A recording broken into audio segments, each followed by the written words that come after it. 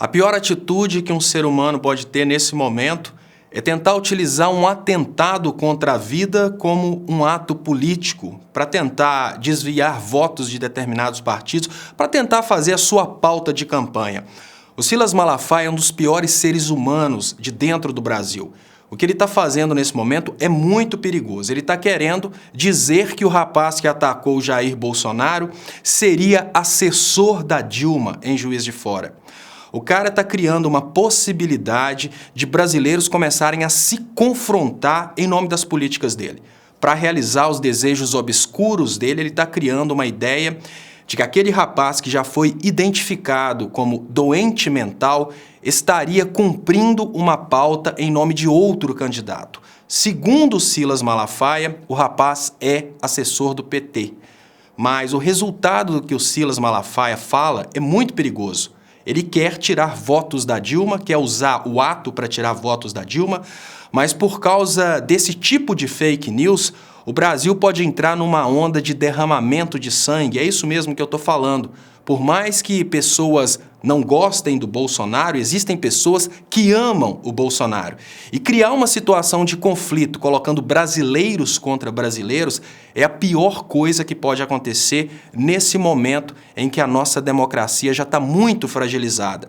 Para dar um exemplo do que o Silas Malafaia significa para o Brasil, eu vou lembrar a vocês que líderes religiosos usam o argumento da religião para induzir jovens a colocarem bomba no corpo e explodirem os inimigos políticos.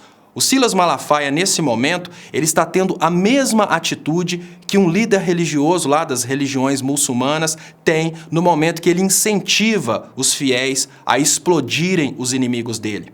Os fiéis, acreditando realmente que vão ter 50 virgens no paraíso, vão lá cumprir uma pauta política de um líder religioso e depois o líder religioso pode falar: olha, eu não mandei matar, eu só falei para não votar. Olha, eu não mandei matar, eu só falei que aquela pessoa está contra os ensinamentos de Alá. Numa situação pré-guerra civil como essa, um líder religioso faz um fake news atribuindo ao assassino um cargo de assessor da Dilma. O que ele está pedindo em mensagem subliminar é que os brasileiros se enfrentem numa guerra civil.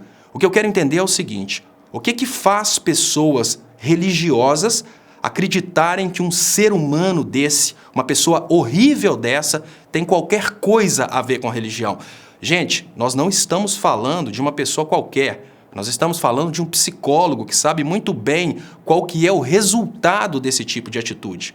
O Silas Malafaia sabe muito bem que no momento que ele cria uma expectativa na cabeça dos eleitores do Bolsonaro, que aquele ataque poderia ter sido encomendado pela Dilma, e é essa a mensagem subliminar que ele tenta passar, seria assessor da Dilma. No momento que ele cria uma mensagem dessa, ele está pedindo, ainda que indiretamente, uma vingança em nome do Bolsonaro. Por mais que o texto dele fale simplesmente fora Dilma, não vamos votar na Dilma, as intenções desse cara é derramamento de sangue.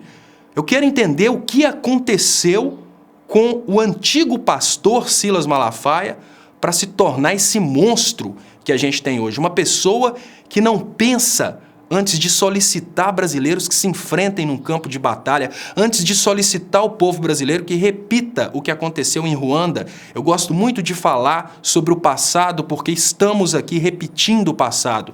Em Ruanda, as emissoras de rádio utilizaram um argumento semelhante a esse. Em Ruanda, um chefe político foi derrubado de um avião, morreu, e depois disso, as emissoras de rádio começaram a colocar a culpa nos inimigos políticos. Eles conseguiram fazer um povo se matar. Eles conseguiram matar em 100 dias quase 1 milhão de pessoas em Ruanda. E olha, não precisaram de usar exército nem nada. Foi o próprio povo de Ruanda, nessa coisa de direita e esquerda se enfrentando, que se dizimou e realizou desejos obscuros de um grupo político. Olha, com toda sinceridade, se você é evangélico e segue o Silas Malafaia, você precisa refletir.